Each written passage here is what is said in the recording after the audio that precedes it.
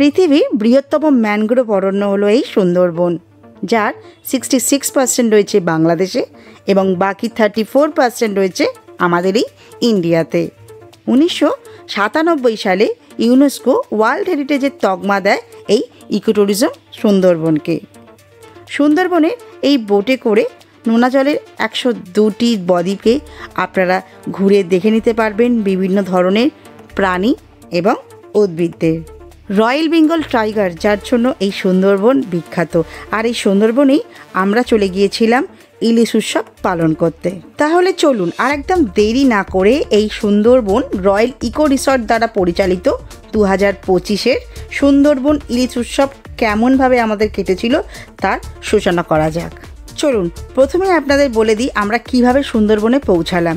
Sealdah south section থেকে 7:42 বা 8:28 Canning local ধরে পৌঁছে গিয়েছিলাম ক্যানিংয়ে। ক্যানিং স্টেশনের বাইরে আমাদের যে ট্যুর অপারেটর ছিল তাদেরই লোক ওয়েট করছিল ম্যাজিক গাড়ি নিয়ে, তো তাদের গাড়িতে করে আমরা পৌঁছে গেলাম গদখালি ঘাট। ঘাটে পৌঁছেই দেখি আমাদের লঞ্চ একদম রেডি ছাড়ার জন্য, আমরাও লঞ্চে উঠে পড়লাম। এই হচ্ছে আমাদের লঞ্চ। এখানে হ্যান্ড বেসিন রয়েছে, এদিকে মিনারেল ওয়াটারের জার রয়েছে, এদিকে টয়লেট রয়েছে। লঞ্চ ছাড়ার সাথে সাথেই শুরু হয়ে গেল খাওয়া দাওয়ার পর্ব। ব্রেকফাস্টে লুচি আলুর দম মিষ্টি থেকে শুরু করে দুপুরে এলাহি আয়োজন, এক কথায় জামাই আদর বলতে পারেন। বড় বড় চিংড়ি, ইলিশের নানা রকম পদ, আর তার সাথে রয়েছে তো ইলিশের মাথা দিয়ে কচু শাক, ডাল, আলু ভাজা, সব কিছুই। আর শেষ পাতে চাটনি পাঁপড় তো রয়েইছে। রাতে রয়েছে রাইস, চিকেন কষা, মাটন কষা, ইলিশ বিরিয়ানি, আরও কত কিছু। আর সন্ধেবেলা স্ন্যাক্সটাও কিন্তু বাদ নেই এখানে। সন্ধেবেলা স্ন্যাক্সও রয়েছে পেঁয়াজি, মুড়ি, গরম গরম চা, অনেক কিছু। আমি যে আপনাদের এই খাওয়া দাওয়ার নামগুলো বলছি আর দেখাচ্ছি, এগুলো সব কিছুই সুন্দরবন রয়্যাল ইকো রিসর্ট কিন্তু আপনাদেরকে প্রোভাইড করবে এই 3 দিন 2 রাত্রি প্যাকেজের মধ্যে। তার মধ্যে কিন্তু রয়েছে সুন্দর থাকার ব্যবস্থা, রাত্রিবেলা বাউল গান বা ঝুমুর নৃত্য, সব কিছুই কিন্তু রয়েছে এই প্যাকেজের মধ্যে।